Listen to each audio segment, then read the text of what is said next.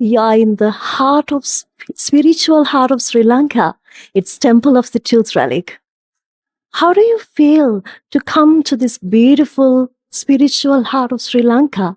And what is the message you want to convey to the society about peace?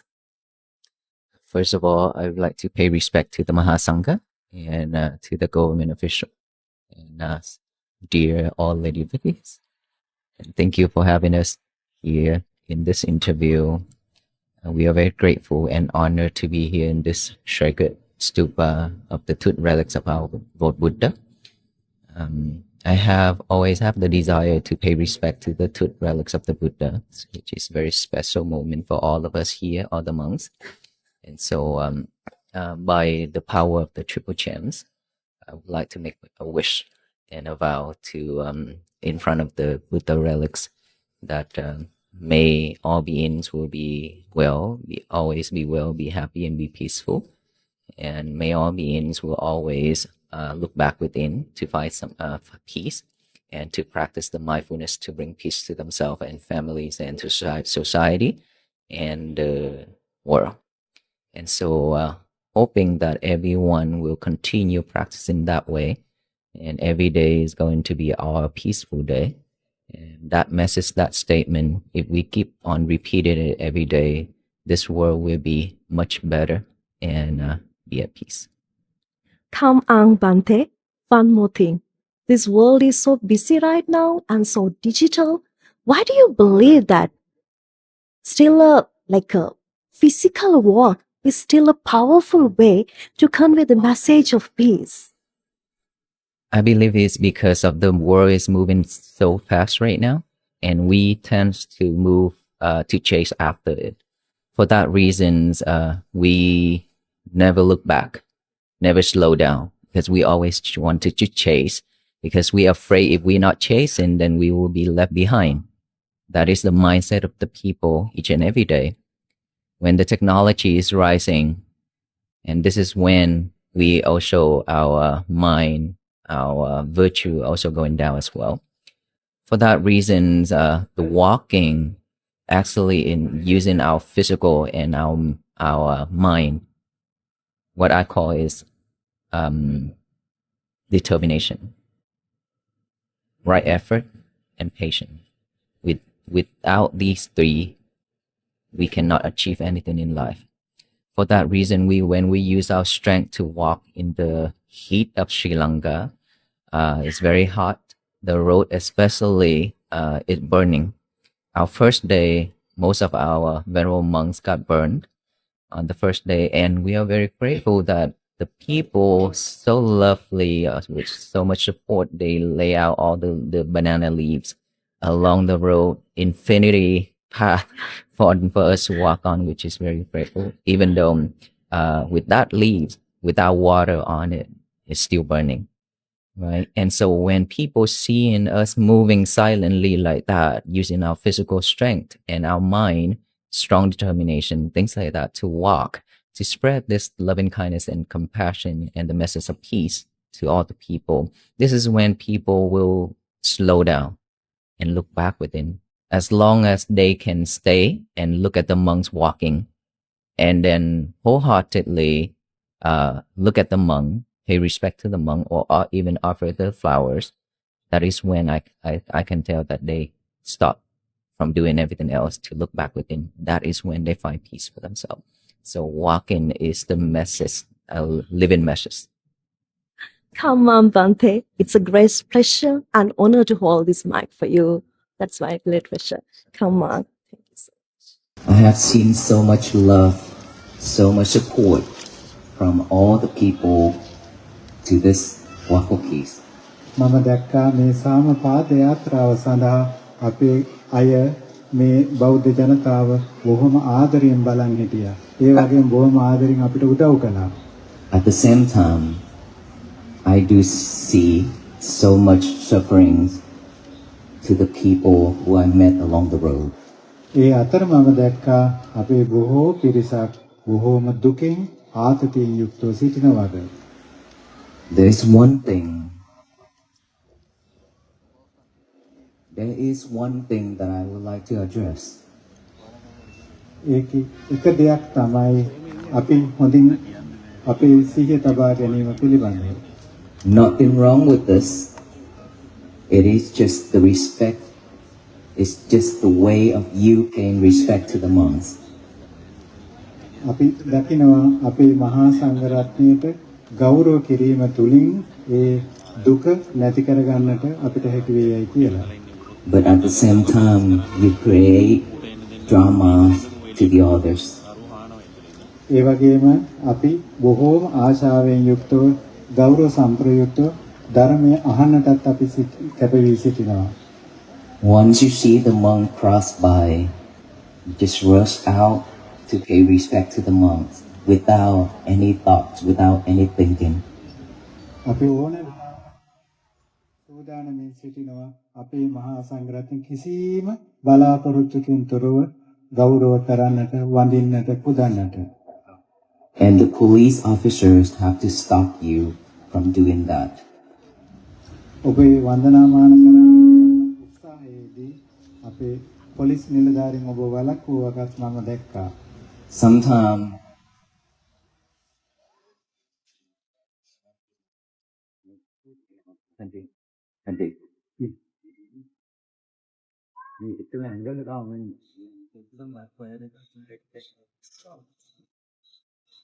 Sometimes you push each other and sometimes you fell down. සමහරක් අය අපි දැක්කා තල්ලු කරනවා. අපි බලන්නට සමහරක් අය ඇදගෙන වැටෙනවා. And there are times that you push and squeeze the monks. ඒ අතරම මේ වැඩම කළ මහා සංඝරත්න තල්ලු කරන මම දැක්කා. And Aloka frightened sometimes. අපේ ආලෝක බය වුණා බොහෝ අවස්ථාවල. He was scared එයා බය වුණා. because of the crowd with loud noise and pushing each other, trying to get close to the monks. එයා දන්නවා ආදරය ගැන. ඒ වුණත් මහා සංඝරත්න මිනිස්සු තල්ලු කරගෙන එනකොට එයා බය වුණා. ඒ වගේ මෙයා හොඳින් බලාගෙන හිටියා ඒ ගැන. Nothing wrong with all these, but these are the bad habits. ඒක ඕගොල්ලන්ගේ වරදක් නෙවෙයි. නමුත් ඒකේ වැරද්ද තමයි අපේ වැරදි පුරුදු. With this habit, it creates chaotic to the others and suffering for yourself. ඒ හැම දෙයක්ම සිද්ධ වෙන්නේ ඔබ අභ්‍යන්තරයේ තිබෙන ආතතිය සහ දුක මුල් කරගෙනයි. There's a better way to do this, which is silent, which is patient, which is stand still. ඒක නතර කරගන්න පුළුවන් ඔබ බොහොම ඉවසීමෙන් කටයුතු කරනවා නම් ඒ පිළිබඳව හොඳින් අවබෝධ කරගන්නවා නම් ඒ හරියටම වැරද්ද මොකද්ද කියලා ඔබ දකිනවා නම් Just see, look back within, ඒක හොඳට දිහා එහා හොඳට බලන්න ආපහු හැරිලා ඒ ගැන හොඳට විමර්ශනය කරන්න. put your hand together like this, and if you want to kneel down, you can just kneel down where you at. ඔබ අත් දෙක එකතු කරලා වඳිනවා තන නමස්කාර කරලා හැමතැනම. That will be the best and the beautiful way to pay respect to the Mahasangha. ඒක තමයි ඊටාම ලස්සන රටාව ලස්සන පුරුද්ද මහා සංඝරත්නයට ගෞරව කරන්න තල්ලු කිරීම නොවේ. This is the traditions. I don't say that is wrong, but when there's a big crowd and if all of the people do that, it creates chaotic. ඔව් බොහෝ පිරිසක් ඒ දේම සිද්ධ කරන්න ගියොත් අපිත් බය වෙනවා. For that reasons, today, because of this walk of peace, I would like to share with you a method, a way. අද මේ සාමපාද යාත්‍රා දිනේදී ඔබට එය ආරක්ෂා කරගන්නට හැකි ඒ වගේම යහපත් පුරුදු ඔබට කියලා දෙන්නම්. To change some habits for the better, because we are seeking for peace. ඔබ ඔබගේ ඒ වැරදි පුරුදු වෙනස් කරගන්න. එතකොට ඔබට සාමය ලැබේ. When we come out to the road, when we see the monk to greet the monks, we have to be at peace.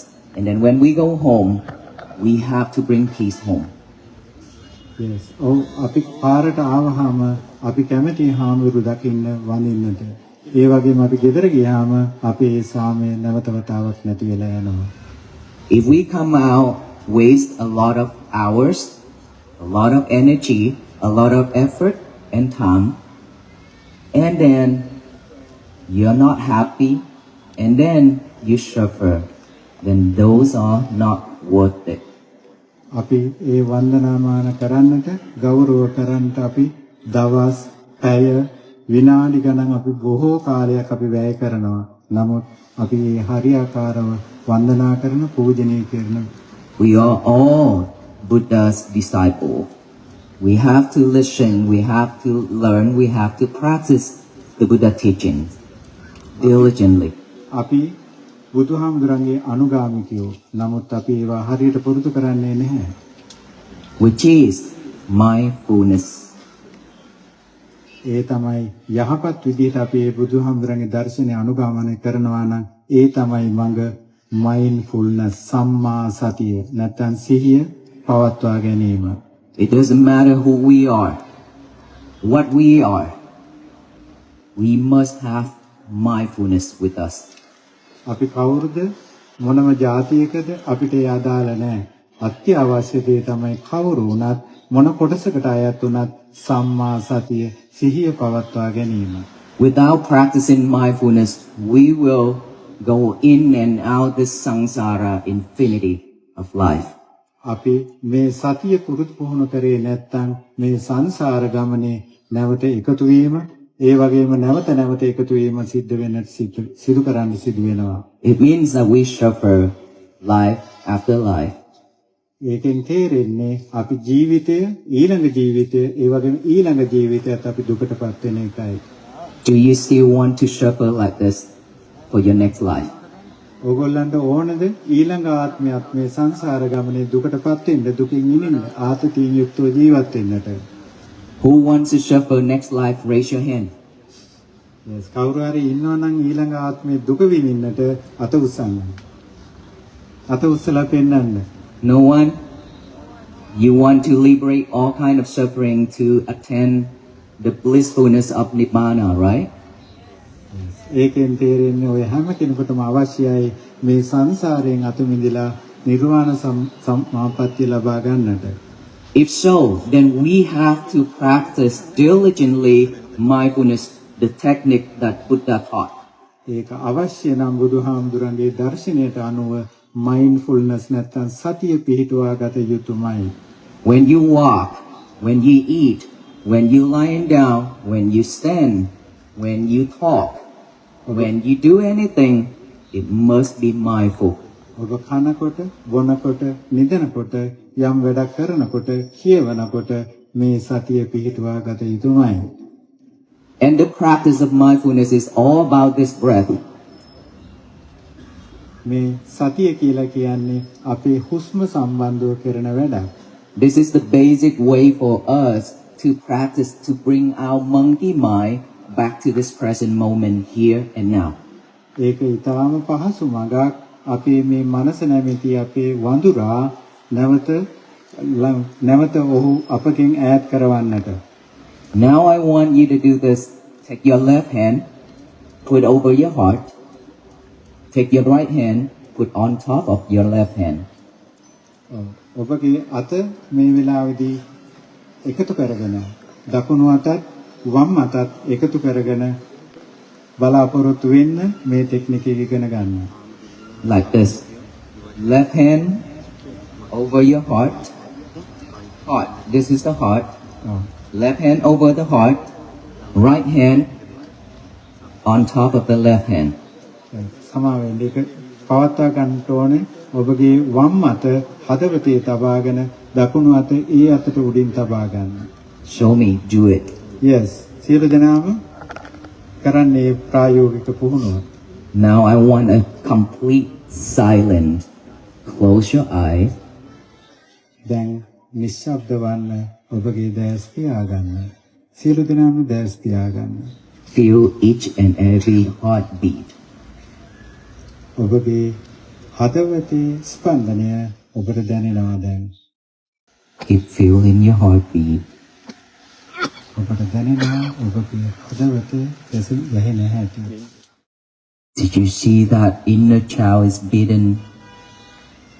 ඔබට දැනෙනවාද ඔබගේ හදවත ගැහෙන හැටි? Which is your heart. ඒක තමයි ඔබගේ හදවත. Can you feel it? Yes? How was it? කොහොමද ඒ හදවත දැනෙන හැටි? කොහොමද විස්තර කරන්නේ? Will you be able to focus on that heartbeat the whole time? ඔබ හැමදාම හැම මොහොතේම ඔබගේ හෘද ස්පන්දනය පිළිබඳ අවධානය යොමු කරනවා නම් Yes? No? කරලා තියනවාද? එහෙම හෘද ස්පන්දනය ඔබට දැනෙලා තියනවාද? You see, this is the point. We are too busy doing everything else, but never pay attention to our heartbeat. Never pay attention to our breath. ඒකෙන් අදහස් කරන්නේ අපි කාර්ය බහුලයි උදේ ඉඳලා රාත්‍රිය වෙනකන්. නමුත් කිසිදාක ඔබ අමතලා නැහැ ඔබේ හදවත. ඔබ කවදාවත් දැනිලා නැහැ ඔබට ඔබේ හදවතේ ස්පන්දනය පිළිබඳව. We are the poorest people in this world. If we cannot see our breath, if we cannot feel our heartbeat, අපි බොහෝම දුප්පත් දරුවෝ වෙනවා මේ ලෝකයේ ජීවත් වෙන අපිට දැනිලා නැත්නම් අපගේ හුස්මය පිළිබඳව ඒ වගේම අපේ හදවත ගැහිම පිළිබඳව. because all these are our life. ඒ හැම දෙයක්ම අපේ ජීවිතයට සම්බන්ධයි. Without this, we will die. එහෙම නැත්නම් අපි මැරෙනවා.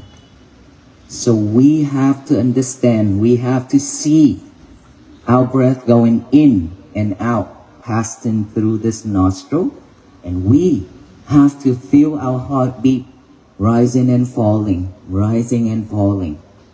අනිවාර්යයෙන්ම අපේ හෘද ස්පන්දනය අපි අවබෝධ කරගත යුතුමයි. ඒ දැනෙන හඬ අපි හොඳට අවබෝධ කරගත යුතුමයි. අපේ හුස්ම ඉහළට පහළට යන හැටි අපි හොඳින් අවබෝධ කරගත යුතුමයි. ඒ දැනීම ඔබට අත්‍යවශ්‍ය කාරණයක් ඔබේ ජීවිතයේදී. That is the way to practice mindfulness. මෙන්න මේකයි සරලම ක්‍රමය සම්මා සතිය පිහිටවා ගන්න හැටි. So when you close your eye, when you sit down or stand or walk, when you focus on your breathing in and out, all you need to do is put the awareness, add that awareness to each and every breath going in and out naturally. ඔබ ඇස් දෙක පියාගෙන ඔබ යමක් කරන විට නැත්නම් භාවනා කරන විට ඔබට දැනෙනවා ඒ හෘද ස්පන්දනය සහ හුස්ම ඉහළ පහළ යන හැටි. In, out, and then thought pop up. ඔබේ හෘද ස්පන්දනය ඇතුළට ගැනීම පිටතට ගැනීම මෙන්න මේ ක්‍රියාවලියේදී ඔබට හොඳට අවබෝධ කරගන්න පුළුවන් ඔබේ හුස්ම පිළිබඳව. Thought popping up is the nature of this mind. We cannot stop that. ඒ සම්බන්ධව දැනෙන හඬ අපිට කවදාවත් නතර කරන්න පුළුවන් එකක් නෙමෙයි. Eliminate all kind of thoughts, but we just observe that thought, acknowledge that thought. මේ ක්‍රියාවලියේදී ඔබට දැනෙන සියලුම අදහස් සිතුවිලි හැම දෙයක්ම අවබෝධ කරගන්න ක්‍රමයක් නැහැ.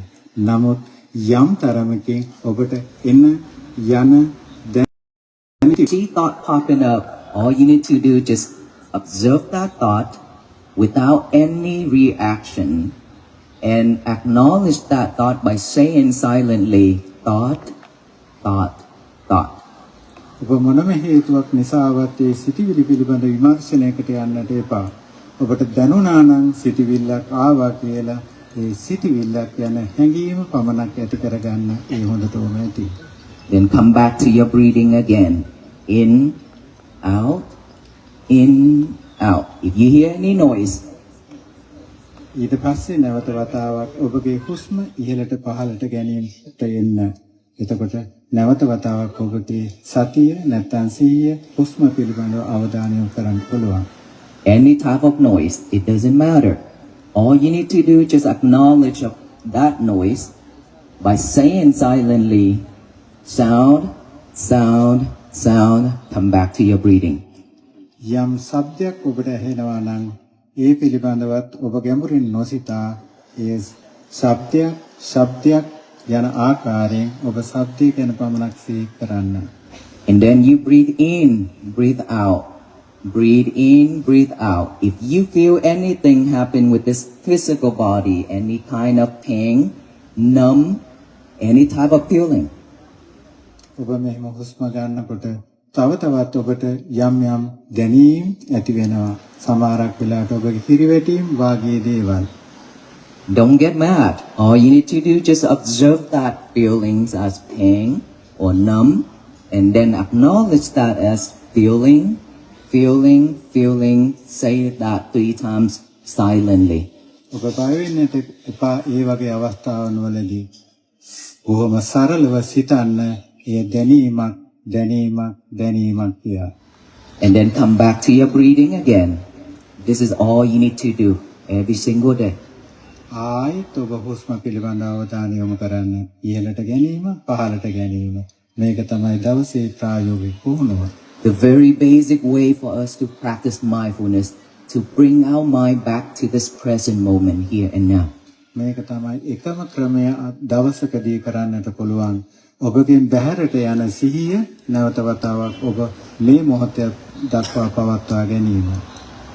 And then every day, ඊට පස්සේ හැමදාම at night time before you go to sleep, ඔබ නිදන්නට යන්නට පෙර don't use your phone 1 hour before go to sleep. ඒක කරන්නට එපා. ඔබ නිදන්නට පැයකට පෙර. Why are you laughing? Are you the one who using the phone? Yes? මොකද්ද කරන්න එපා වෙන්නේ? එපා කියන්නේ ඔබ පාවිච්චි කරනවා නේද ඔබේ දුරකථනය? Either phone, movie, television, news, nothing. 1 hour before bed.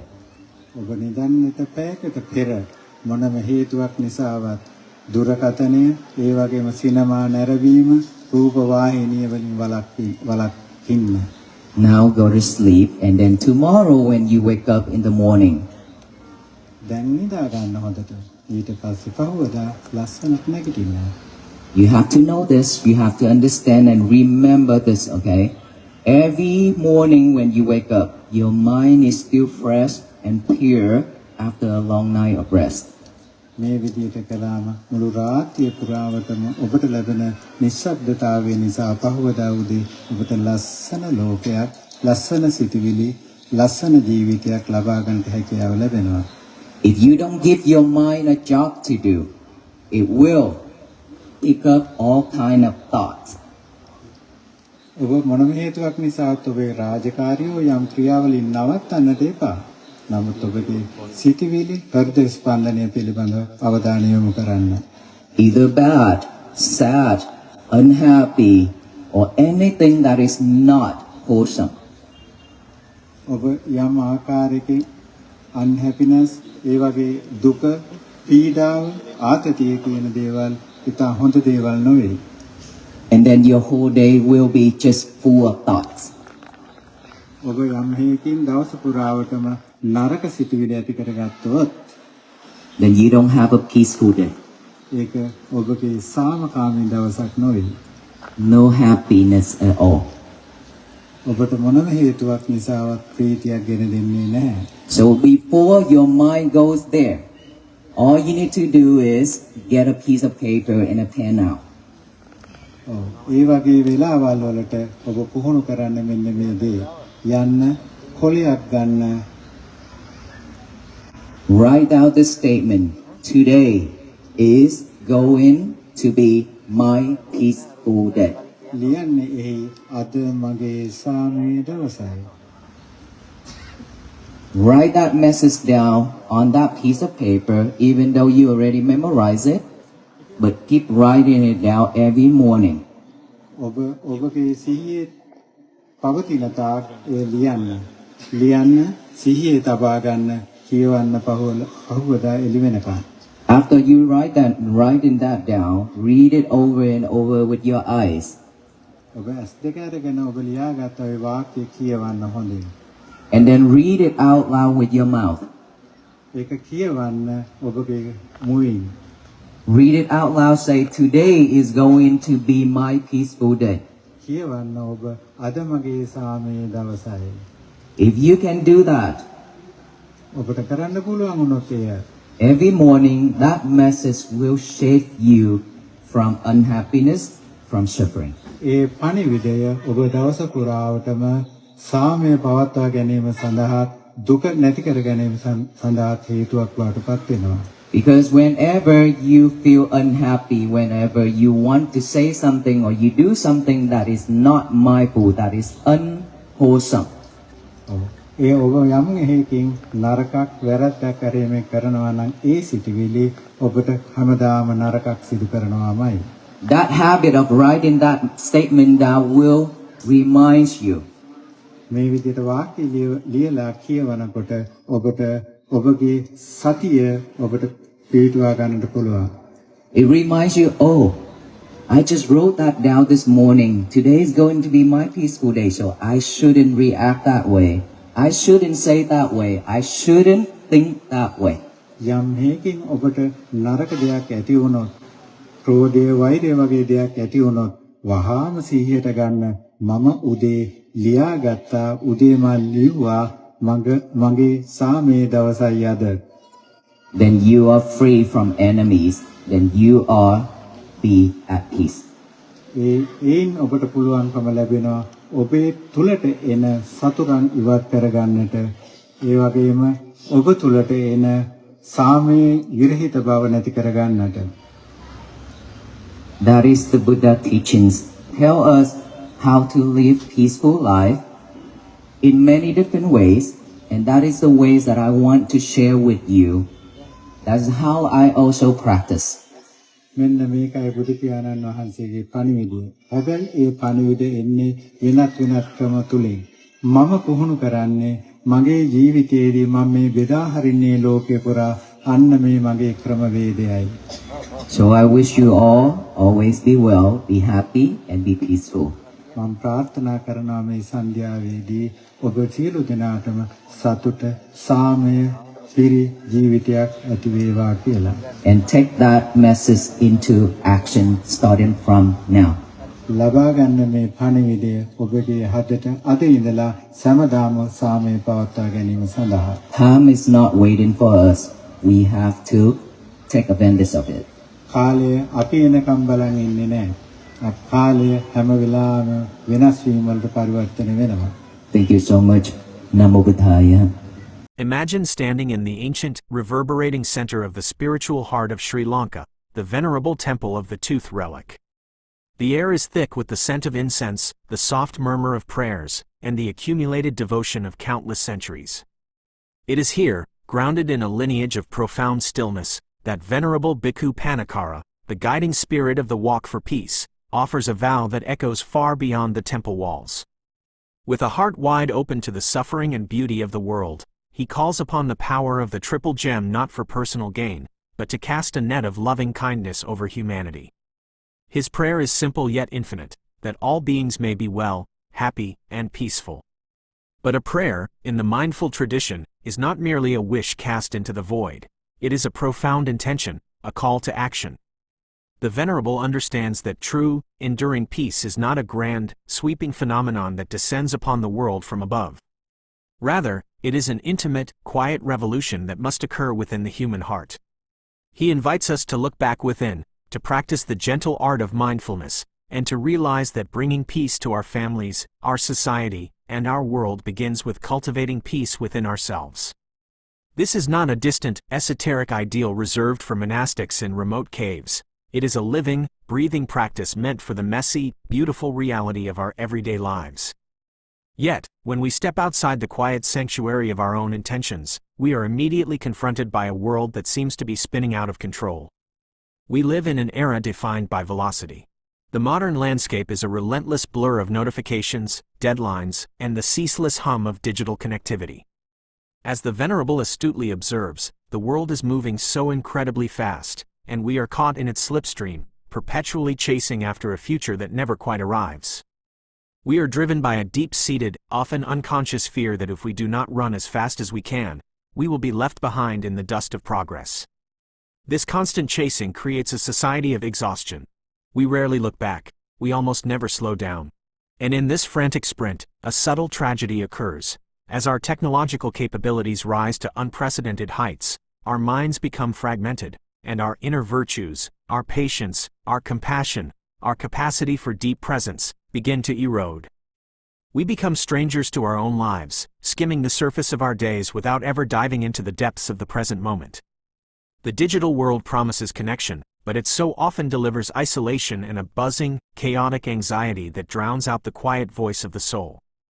In stark defiance of this frantic modern rush, the physical act of a walking pilgrimage becomes a radical statement of resistance and reclamation. To walk across the blistering landscapes of Sri Lanka is to intentionally choose the slow, arduous path. It is a profound synchronization of the physical body and the spirit, demanding what the Venerable identifies as the three essential pillars of any meaningful achievement: determination, right effort, and patience. Without these, our grandest dreams dissolve into mere wishful thinking. The heat of the Sri Lankan roads is not metaphorical. It is a searing, tangible reality that burns the feet of the monastics on their very first day. Yet, they walk. They do not run, they do not seek shortcuts, and they do not retreat into the air-conditioned comforts of the modern world. This physical endurance translates directly into our own daily lives. Whatever heat we face, be it a difficult relationship, a demanding career, or our own internal struggles, we are invited to meet it with the steady, unhurried pace of the pilgrim. By bringing right effort and infinite patience to our personal challenges, we transform our ordinary struggles into a path of spiritual awakening. And it is precisely within this crucible of heat and effort that the breathtaking grace of human community emerges. As the monks move silently along the burning asphalt, the local people, moved by a deep well of cultural compassion and reverence, rush out to lay cool, green banana leaves along the infinity of the path.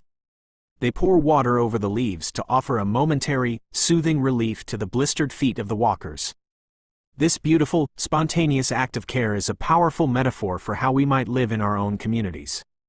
In our own overheated, high-stress environments, we constantly encounter people who are walking on burning roads, colleagues carrying hidden burdens, family members wrestling with silent anxieties, strangers exhausted by the sheer friction of daily life.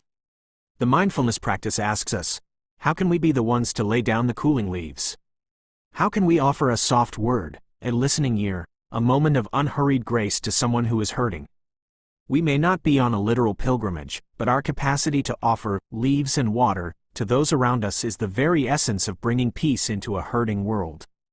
The monks, moving with such deliberate, quiet intention, become more than just travelers. They become a living, breathing message. When everyday people, caught in the rush of their own busy lives, witness this silent procession, something miraculous happens.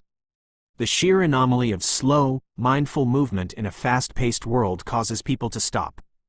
They step out of their routines, they forget their rushing, and for a precious moment, they look within.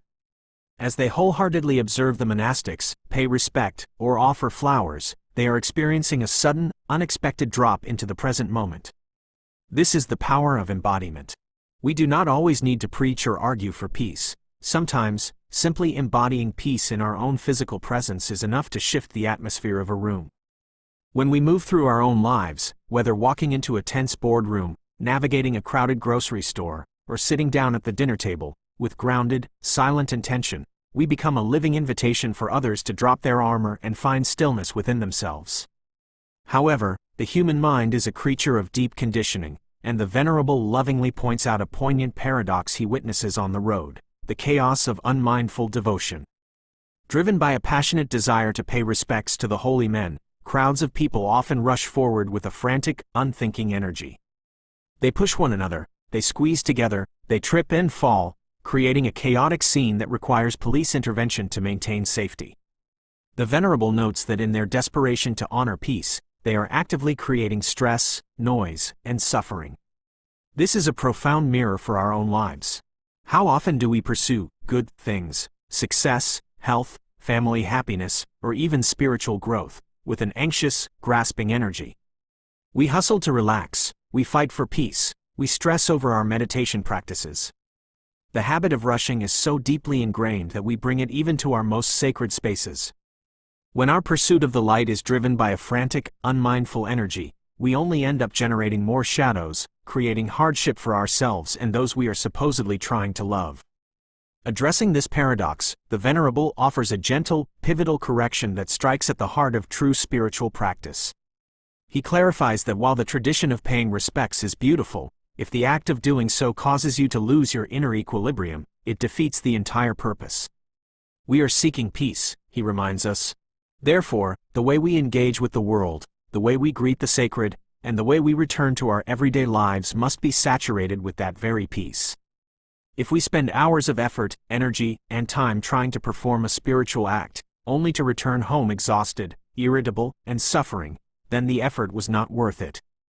The true measure of our mindfulness is not found in grand, chaotic gestures of devotion, but in our ability to carry a quiet, undisturbed heart back into our living rooms. We are not asked to merely worship the idea of peace.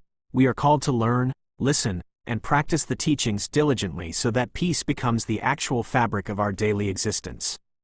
The bridge from the noisy, demanding external world to this quiet internal sanctuary is always, unequivocally, the breath. The Venerable brings the grand concepts of nirvana and the cessation of suffering down to the most immediate, inescapable reality of our human bodies. To liberate ourselves from the infinite cycle of suffering, we must practice mindfulness in every conceivable posture, walking, eating, lying down, standing, and talking. And the fundamental anchor for all of this is the breath moving in and out of the nostrils. It is a deceptively simple truth. Without this breath, we will die. Yet, we take it entirely for granted, letting millions of breaths pass without a single moment of awareness. By consciously feeling the air enter and exit the nose, by feeling the chest rise and fall, we tether our monkey mind to the here and now. The breath is our most faithful companion, always pulling us back from the anxieties of the future and the regrets of the past, grounding us in the only moment where life actually unfolds. To deepen this connection to our own vitality, the Venerable guides us through a profoundly moving, physical gesture, placing the left hand directly over the heart, and the right hand on top of the left. In complete silence, with eyes closed, he asks us to feel each and every heartbeat. This is the rhythm of our life force, the drumming of the inner child that we so rarely pause to acknowledge. When we finally tune into this steady thud beneath our ribs, the realization can be startling.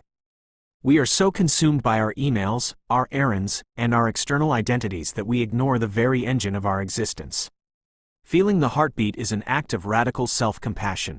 It reconnects us to our own vulnerability and our own incredible resilience.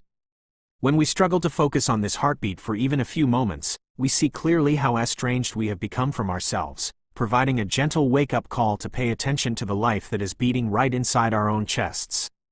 Of course, as we sit to observe the breath and the heartbeat, the mind will inevitably rebel.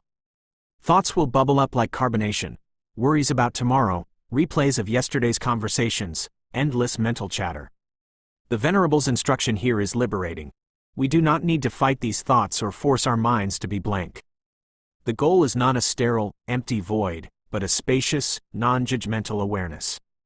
When a thought pops up, we are simply asked to observe it without reaction, silently acknowledging it by labeling it, thought, thought, thought. If a loud noise interrupts us, we do not get frustrated. We simply label it, sound, sound, sound, and gently return to the breath. This technique disarms the mind. By naming the noise, we strip it of its power over us. We realize that we are not our passing thoughts or the distractions of the world. We are the vast, quiet sky in which these clouds temporarily float. This practice of gentle acknowledgement extends beyond mental chatter to the physical realities of the body. As we sit, stand, or walk, physical discomfort is inevitable. The body may ache, a limb may grow numb, or a sharp pain may arise. The instinctual human reaction is to get angry, to resist, or to panic. But the Venerable teaches us a revolutionary approach. Do not get mad at the pain. Instead, observe the physical sensation with the same objective curiosity you used for your thoughts. Acknowledge the ache by silently saying, feeling, feeling, feeling, and then gently shepherd your attention back to the rising and falling of the breath. By doing so, we separate the raw physical sensation from the emotional suffering we usually attach to it. We learn to befriend our discomfort, realizing that everything, even pain, is temporary. This builds a profound emotional resilience that allows us to navigate the inevitable hardships of life with grace and steady courage.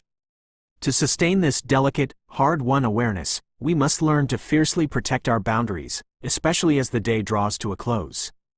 The Venerable offers a highly practical, non-negotiable prescription for modern peace: a complete digital detox 1 hour before sleep.